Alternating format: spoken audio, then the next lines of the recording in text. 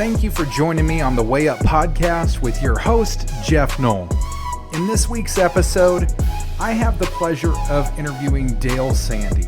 Dale was born in St. Charles, Missouri.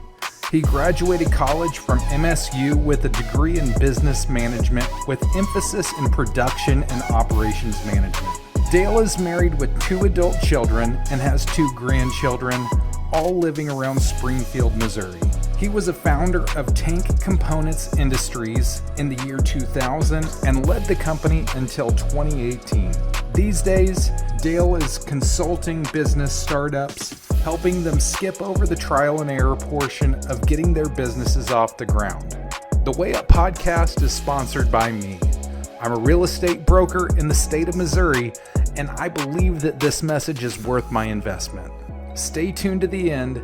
I know you won't be disappointed. Hey, I am so excited to be here with my friend Dale Sandy. This is my brother-in-law's father, so I'm not technically related, but I have got to know him over the years just from different family functions that we've been at together. So Dale, go ahead and tell us a little bit about yourself, where you're from, about the businesses that you've built, and just kind of tell us your story. I grew up in St. Charles, Missouri, pretty much up there, suburb of St. Louis.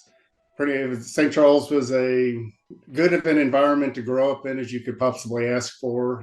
Basically, about 50% of the parents worked at McDonnell Douglas at the time. It was just a really neat middle-class neighborhood. We had quite a bit of diversity as far as growing up, but pretty much protected from a lot of the big city type issues. So we were 20 minutes away. We could go to St. Louis if we wanted to, but we pretty much had everything we needed right there in St. Charles. So basically grew up there. My dad worked at McDonnell Douglas. He worked over in the labs, did a lot of really neat stuff I found out later on in life, but everything was classified he worked on when I was growing up. So didn't really know exactly what he did, but he started working on some of the space program stuff there back in the 1960s, and then just a lot of neat projects after that. So I think that's where a lot of my kind of creativity and wanting to design and build things came from, is kind of similar to what he has. But then I'm on my mom's side. My mom was an entrepreneur, had her own hair salons in a hair school at one time. So she did a lot of business, and that side of me, I think, came from my mom. So I kind of had a mom and dad that my dad worked his tail off. I mean, he worked a full-time job at McDonnell Douglas, and when I was in high school, we had 100 rental units. So we were chasing rental property, apartments, and a trailer court. And so I was either mowing or cleaning or whatever. I mean, pretty much all my free time, and, for me, Saturday morning was 7 o'clock. It was time to go work. So it wasn't sleeping in on Saturday. It was, come on, we got to go get whatever work done so that we could play in the afternoon. Well, it sounds like your parents role modeled a very good example for you to set you up for success in life. Yeah, I didn't have to learn work ethic. I mean, I could watch my father and learn what getting ahead looked like. And it was interesting because later in life, I had a conversation with a mentor of mine about how to teach my son work ethic. Strangely, kind of looked at me and said, he goes, your son sees your work ethic every day. He said, you're not going to have to teach Ben how to work. Ben's grown up watching you, and he's going to learn that as by example. That was very comforting because I felt like my dad pushed me hard to do a lot of things, and I really didn't I didn't do that with Ben the way my dad did with me. All parents want to change it up a little bit. They like things they got from their parents, and then they don't like things that they got from their parents. And every kid wants to, as they grow up into parenting, they want to do it a little bit different. And so that was one thing that I didn't push on to Ben as much as my father pushed on to me. I don't regret anything my dad did, and I really don't regret how I raised Ben. I think we both turned out in pretty good shape, Yeah, no, that's a super interesting perspective because me, my son Huck is 14 years old, and I see frustrations of teenage years. Like, I don't know if that was with Ben, but I'm sure every It, kid it is is with probably every really kid. normal. But Hmm. um, that is comforting to hear that they are seeing what we're doing. Their Right. kids are paying attention because I push. I'm like, man, you need to get up off the couch. You got to go. You got to do something and try to push that drive onto him. It's really hard. But if I maybe just change my approach, I really like that idea. Well, I think at the end of the day, it's a lot more. Um, they see what you're doing. I mean, they say, "Do as I say, don't want to do as I say, not as I do." That really isn't how it works. It's how Should you be do. do as I do. Yeah, and you can say it all day long, but the reality is they're watching and they're Mm-hmm. learning more from what they're watching. And I learned that even in my business career, even growing up. I mean, uh, my education on when I was started into the business world, and I guess we can go back further than that. Let's go back to when I was in grade school, middle school, and all of that. I was just pretty much an average student. And then I had a realization when I was in eighth grade math class, and I was struggling a little bit. Math was never something I struggled with, but I just wasn't that focused. I was, 14 years old. Mm-hmm. It just wasn't that important to me. And then all of a sudden, I realized about two-thirds of the way through the class that I'm getting a D in math. And for me, that was like, I'd never had a D. I'd had C's before, but I'd never had a D. And I was going to be in big trouble if I get a D. So when finals times came, I mean, I studied hard just to make sure that I did well on the final, and I aced the final.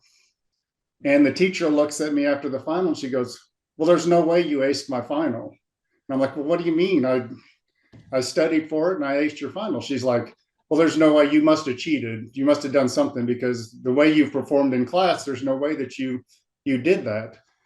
And she ended up holding me up from being able to take algebra my freshman year of high school, which got me behind because I'm wanting to go to college and everything. And I'm like, Mm-hmm. well, if I can't go into, so I ended up having to take remedial math, the basic class my freshman year of high school. And instead of getting mad about that, that turned out to be very motivational for me, basically because she challenged me that I wasn't smart enough to take algebra my freshman year. So I turned around and in my freshman year of math, I got 100% in the class. I mean, I got an A, and my whole high school career, grades became an important thing to me. And it never was before that, but because she had challenged me, that by the time I was a junior in high school, I was teaching math, teaching algebra and tutoring and stuff like that. So, and I was able to take algebra and geometry in the same year. I mean, I had to, because now I had to make up a year of math to get to where I needed to go to college. And math was, like I said, was something that was important to me in college. And math's something I've used the rest of my life. But that one little incident, it was all my fault. I can blame her all I want, but the reality was it was my fault. I didn't perform the way I should have, and she called me out on it. And I didn't cheat, but some people may have, and maybe she's seen that before. So, but for me, that was a very important changing point in my life. And I mean, getting good grades for me gave me a confidence that I kind of pretty much took with me the rest of my career. I mean, because I proved I could do it. I graduated 21st in my class, and that was an important thing for me. But I also had a lot of things change my freshman year of high school that were unforeseen too. I mean, I broke my arm the first game in football, and I had grown up playing football my whole life, and all of a sudden now after the first game, I'm in traction and, and all of a sudden I lose my football career right out of the gate, which changed my whole friend structure. It changed everything about what the next 4 years of life in high school were like, so And that's the thing about life is you never know what's going to happen. You can plan it out as much as you want, but the reality is we don't know. I mean, we're on a path. We're going to go through it, but you can't plan it all out. You can't decide how everything's going to go because that's not how life works. So you just have to have a basis for dealing with the things as they come along. And I didn't realize how valuable those high school years were to me for what I was going to do the rest of my life. But as I look back on it, it was very instrumental in helping me be the person that I turned out to be in the business world. So I went to school at Missouri State, got a management degree, a business degree with a production operations management emphasis. I really liked manufacturing. Manufacturing was something that I found very pure. I struggled with some other businesses. I didn't want to sell things to people that they didn't need. I didn't want to be in a business that questioned ethical decisions. I didn't want to be driven by greed. I wanted to be doing something that was in my world pure. And I found manufacturing to be very pure. I mean, you buy raw materials, you add value to them and you sell them to a customer. Yeah. If you're really good at it, you get paid well. And if you continue to figure out how to be better at it, then you get paid more. I mean, and it was it's a constant striving for being better and trying to do it better than everybody else does, to keep your costs down, to be able to pay your employees more. I mean, you're never going to find there's never a balance to it. I mean, there's a balance to it, but there's never an end game. You're always working hard to keep getting better because you have competition and your competition's getting better. Right. So, I love a few things about what you said. In school, that teacher questioning you, it changed your motivation. At first, your motivation was, if I get a D, I'm in trouble. I'm going to be in trouble when I get home.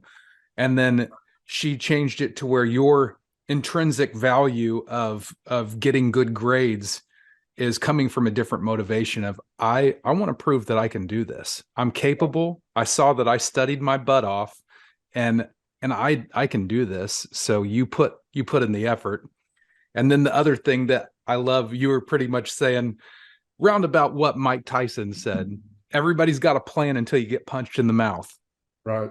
So yeah, you've got to be able to roll with the punches and know, okay, how do I readjust and move forward from here? And that was made you successful. Right. So talk about the business that you started. So basically, let's see. So I graduated from school, from college in '88, got married in '89. I worked in the stainless steel industry for about a decade before I ended up starting Tank Components. So Tank Components Industries was we were a manufacturer of stainless steel tank, exactly what it says, tank components, but we had hydraulic presses. We made the ends of the tanks that formed the dish heads. We had a full CNC machine shop. We were machining fittings. We made the access ports, we made cylinders, anything a fabricator would use to build a tank. And to get a perspective of what the stainless steel tank's used for is anything you put on your body or in your body is made in a stainless steel tank. So any food that you take, any pharmaceuticals you take, any beverages that you drink, any of that is going to be processed or made in a stainless tank at some point in its life. So most of the world doesn't realize stainless steel is a requirement, but it really is. I mean, everything we do in the manufacturing of, like I say, anything that goes in or on your body is done in a stainless steel tank. What I found, I was working for a fabricator in Springfield that made pretty much stainless steel tanks for the food and pharmaceutical industry. It's called Precision Stainless. And Precision, we did a very good job. We had a really good group of people and everything was going really well.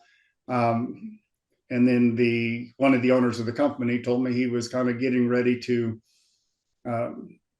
basically, he was going to retire. He was kind of tired of it all and he was kind of getting to the end of his career. And what that told me was that basically, if he sold the company, I knew his partner at the time wasn't going to buy him because he wasn't going to have enough money to buy him out. So I figured they would end up selling to a bigger company. For me, that meant one of two things. Either I would be going to work for, I mean, the big company would buy that company, and they would either really like me and want to move me out of Springfield somewhere because we had a lot of talent in Springfield, Mm-hmm. or I wouldn't get along and they wouldn't like me and I'd have to go find another job. So I Was didn't want, go ahead. was that big company? Was it Mueller? No, it No. was, I didn't know at the time. I mean, Hmm. I was just speculating that if he did sell it, it would be that situation. Right. So either one of those situations for me was not the right answer. I didn't want to leave Springfield for any reason. My wife and her family were all here. At that point, I had two kids. Ben and Megan were, I think, 4 and 6 at the time. Um, Sarah's mom she had MS her whole life. And so she was at that point getting better. She was taking care of our kids, an important part of our kids' lives at that point. So it just wasn't a situation where I was going to chase my career out of Springfield. So Right. I wanted to stay here. And I had learned over the last 10 years working there that there really was a market that needed to exist for somebody selling just tank components. Mm-hmm. At the time, all of our competition, everybody who was doing tank components were fabricators selling their excess capacity. So they would buy the equipment, make their own, and then they would try to sell to other fabricators who were actually their competition. Mm-hmm. So to me, it kind of created an internal conflict that didn't make a lot of sense, and gave me the idea that, if we just sold components and we partnered with these companies rather than competed against them, there probably is a really good opportunity there for us. And that turned out to be true. I mean, and now there was a lot more to it than that. I spent 10 years preparing myself from the time I graduated from college to the time that I started the company. I was 34 years old when we started Tank Components. And I had read countless number of books, listened to countless number of books on tape, anything I could get my hands on about business, about customer service, about, basically how self-help, whatever. I mean, I was very much into trying to prepare myself to start a business. So when we started the company in 2000, it was myself, and I put together a team of 5 other guys. None of us had enough wherewithal financially to just go start a manufacturing company. It is expensive to start a manufacturing company. All the equipment's a lot of money, and it's a lot of investment up front that most people don't just have laying around in the bank. Even though I don't feel like I was ever wanted or needed a whole lot growing up. We were not financially independent by any stretch. And the last thing I was going to do in 30 years old is go to my parents and ask for money. I mean, it was something that I wouldn't risk. I wouldn't do that to my parents to risk my dad worked as hard as he did so that he could retire and be in a good situation for him and mom. And he put me in a situation to pay for my education and get me through college so that I could go take care of myself. So that was the plan. So we were able to basically I cashed in my 401k, cashed in everything I had and put all my chips in, and we started the company in February of 2000. There were 6 of us to begin with. When what I learned right out of the gate in business was basically there's nothing glamorous about it. I mean, it's basically just one problem after another, and the reality is you're just sitting there. And in our first, before we even got open, we rented a building and we're all excited the equipment's going to come in. And then all of a sudden when the equipment comes in, we start looking around, and the engineer that was with us had calculated the power requirements we were going to need to run the equipment. Well, apparently something got missed in the shuffle, and they start to hook the equipment up. They're like, well, you guys don't have enough power here to run this equipment. So we had to get a electrician in, try to get a hold of city utilities, try to get some high levels of power coming into the building quickly.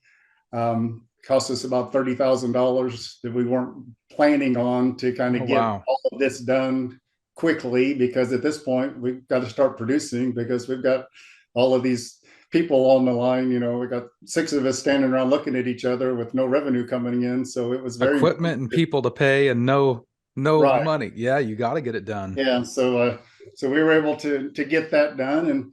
And basically what I learned from that is that was pretty much what business is. It's basically you just end up dealing with these issues that come up, and it's one thing after another. And sometimes you get little smooth patches, but there's always something that you're dealing with, and you learn just to kind of enjoy both sides of it. You enjoy the busyness of it, you enjoy that, but then you also have to.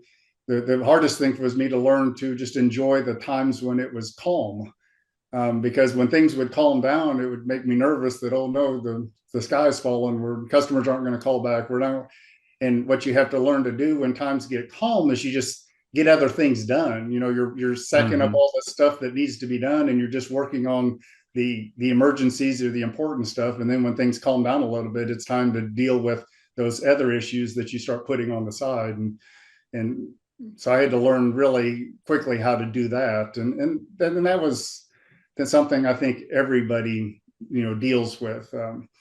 It's and those little things that you do in the calm are what allow you to grow and not have as many issues going forward. So it's important to deal with those. Now, the one thing you can't do is deal with everything. Well, that definitely speaks to me. I'm in real estate, so I see things come in waves. I'll go some months and maybe not have anything happen, and then I'll have a crap load all happen all at the same time. It like just before I start to get worried of I'm not gonna pay my bills. I don't know.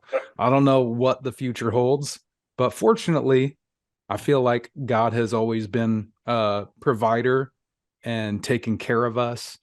Um, how many, uh, how big of a team did you build up to? You said you so started with 6. How big did we you build started it? with 6. So basically, when we grew to about 80, so basically, we moved a couple times, and we built the final location of the building in 2014. It was a 75,000 square foot building that we have there, the Pick West Industrial Park there in Springfield. And then at that point, we had 70 something, I think, employees. Then in 2014, I had my goal was to kind of get TCI to what I considered its final home. I mean, I basically started from a dream of this company, and grew it to where I felt like it had the capacity to continue on and go. And I'm not the kind of person that can just sit there and watch things just happen and work on incremental changes. I need to be going Mach 3 with my hair on fire, or else it just isn't exciting. It's kind of boring to me. So Mm-hmm. so it was time for me to look at doing some other things. We lost our largest customer in 2012, and it was something purely political. It was they decided that they were going to take their stuff and get it built cheaper over in China. Mm. Uh, it didn't work out for them, but in the process, we ended up losing them as a customer. And so we had a lot of excess capacity that we needed to figure out how to fill. We were able to fill it with more profitable work, but it kind of still, even for the next couple of years, because it was a different flow through the shop of instead of doing this, the biggest customer we had, we were doing basically, they would send a truck in every Friday and pick up their stuff. And so we could schedule around the truck coming in every Friday. We scheduled a lot of production around that. And when we lost that, it kind of changed our whole manufacturing structure a little bit, enough that we were looking for something to kind of fill the void of where we could just do the same thing over and over again. And at that point, I had a couple guys that had worked for that company that was our biggest customer. that wanted to, they were trying to go out and build a product to compete with them. We were building cryogenic freezers. And so we were going to work with them on building the components for it. However, in 2000, I think 16 or 17, they weren't really getting any traction. They weren't getting anything going. And we were pretty much at that point I was ready to do something different. So at that point, I basically bought their company. So we bought the company from them, brought them into TCI as a kind of a sister company, and then developed a cryogenic freezer that we ended up selling, and that's used to build to basically the cryogenic freezer is used to store biosamples, medical samples, blood samples, tissue samples. I'm pretty sure that's how they froze Austin Powers. Yeah, well, they're using what they're using this stuff for is there was a customer of ours that had pediatric heart valves they were storing in it. We had customers anytime you have a biopsy of something, they keep the sample of what they biopsied and they would store that for people. So quality control is what you're saying. Yeah. Quality control is highly, highly important because this is protecting the highly stuff valuable things. Yeah, the stuff that's in these freezers was irreplaceable. I mean, you couldn't put a value on it because how are you going to go get more of a lot of that stuff? Right. And it's kind of where a lot of the cancer treatments and things of the future are coming from, is basically they're taking people's stem cells out of their bodies, they're storing them, then they're retraining them and then putting them back into their bodies to fight cancer. Mm-hmm. And that's kind of a new thing, the cell and gene therapies that they're going through. And we feel like the cryogenic freezer market right now is kind of the wild, wild west. I mean, they've been doing it the same way for years. It really hasn't developed the way it's going to in order for a lot of these things to happen the way they need to.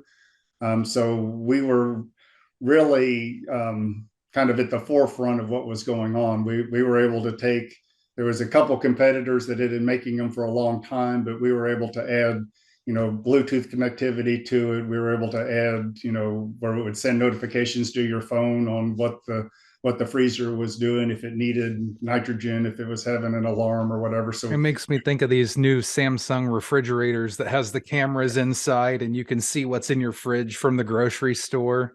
Yeah. Kind of like that. It's like that. I mean, it's probably a little more important than that. So for sure. Absolutely. But so anyway, we were able to do that. That was the development of the freezer was probably one of the hardest things that I'd ever gone through.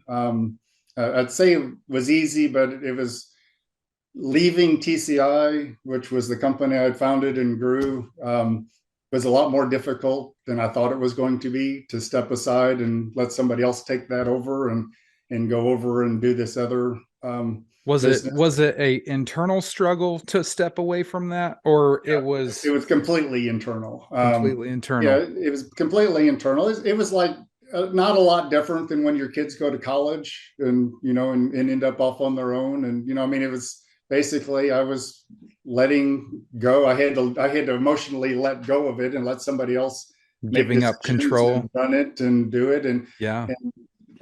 Jason Floyd, who took over the company, I mean, he was a protege of mine for a long time, a co-worker. I worked with him since he was in for almost 20 years. So, I mean, we knew each other as well as you could know. I mean, he was one of the key reasons. The people that I did the business with were the reasons why it was successful.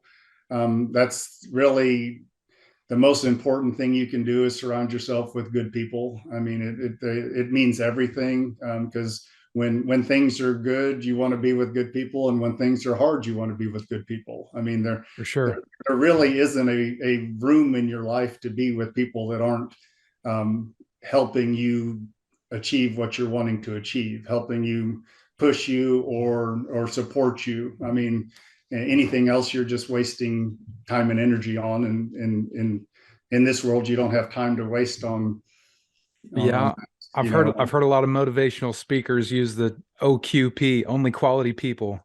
You yeah. only And it, have the bandwidth to have quality people in your space. yeah, and it's true. The one key trait, if we were looking at that, is refuse to lose, I guess. Mm-hmm. You pretty much just have to decide that you're going to get whatever done at whatever it takes to get it done.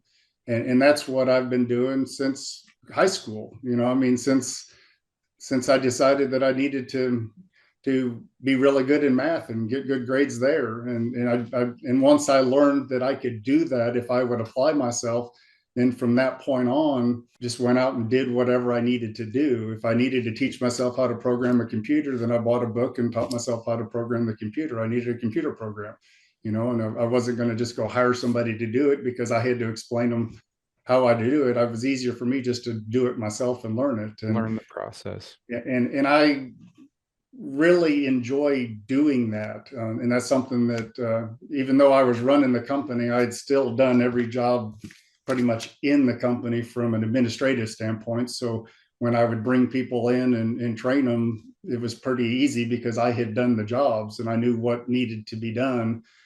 And we were really always focused on trying to just do what needed to be done and not add a bunch of extra steps that aren't productive. I mean, if you think about it in business, really all you need to do is what you're making money doing. I mean, you really don't want to add a bunch of tasks that are just there for busy work. Busy work doesn't get you anywhere. Nope. So you need to look at what and why are you doing this so that you're not just filling up somebody's day with menial tasks. For And sure. since then, I've gone on and so we got the freezer going. Everything went well with that. In 2020, we ended up getting approached by a company that had been doing business with one of the other competitors. Both other competitors sold in 2020. And so in 2021, we ended up also selling to a company that needed a supplier for their automated freezers. So instead of them buying them and putting their automation on them, they felt it was more important for them to own the supply chain. So they ended up buying the freezers. So in 2021, they bought us. And then I worked for that company for a year, doing kind of their director of operations and helped them integrate their unit onto our freezer and get through all of the development process of that. And then after that, I thought it was time for me to go. And again, the one thing that's been difficult since I started the company is if I don't have a stake in the company and I'm just going through the motions of doing a job, it just isn't as exciting for me anymore. So lose it. Yep, for I sure. I kind of have to have a stake in the outcome, and that's what motivates me to kind of do what I do.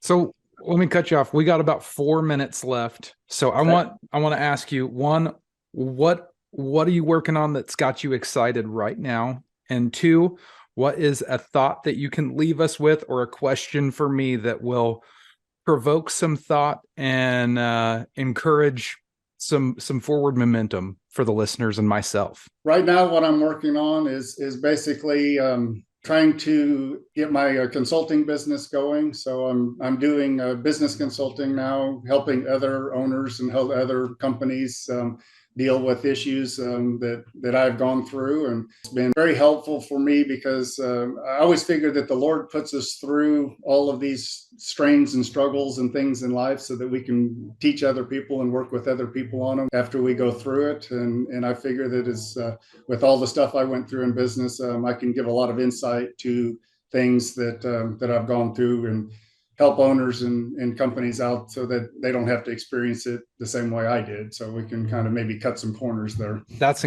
completely invaluable. Just the experience that you have to speak from, that is so worth so much. So people can cut out the learning curve of making all the mistakes to getting to the end point. Right. So what is a question you have, or thought-provoking? The main thing I would say is that the one thing throughout my career that I've learned is that if you're not in the game, it's really hard to be successful. And a lot of people spend their whole life trying to figure out how to start a business, or if they should or shouldn't or whatever. Um, and my argument would be just do it. You can't plan it out. You don't know where it's going to go. But if you don't take the first step and try and do it, you're never going to get there. The timing's never going to be right. The stars are never going to align perfectly. And if you're waiting for all that stuff to happen to start, you'll never start. Now, are you going to get your knees skinned up? Yes. I mean, are you going to go through some tough times? Yes. And if you're serious about getting into business and doing it, I'd also tell you to go all in. I mean, basically, don't give yourself an out, because there will come a time that you're going to take the out before the success comes. And basically, it's just like anything in life. The reward doesn't come until after you put in the work. You know, everybody looks at successful people and says, man, I want all that stuff. But the reality is that we all got here with a lot of skin knees and a lot of blood and a lot of, I mean, it just, we worked very hard and got beat up along the way to get to any kind of success in life. Must be nice. It must be nice being successful, isn't it? Yeah. And the reality is we live in a country that we can all do it. Yeah. I mean, there's nothing holding you back from doing it. Basically, you just have to be willing to put in the time to understand what you're trying to do, to study, and go ask people. I mean, successful people will talk to you. I mean, I had people all along the way that if I would, they're more than excited to help somebody that shows some interest and shows some compassion about something, and they'll help you try to achieve whatever. It is hard. It's a hard way to go, but the reality is that anybody can do it, and you just have to be willing to find something that needs to be done and do a really good job at it. Yeah, burn the ships. Don't have a escape plan. You got to be all in. Well, I'm gonna go ahead and say, man, I greatly appreciate the wisdom you've shared. Thank you so much for coming on the podcast.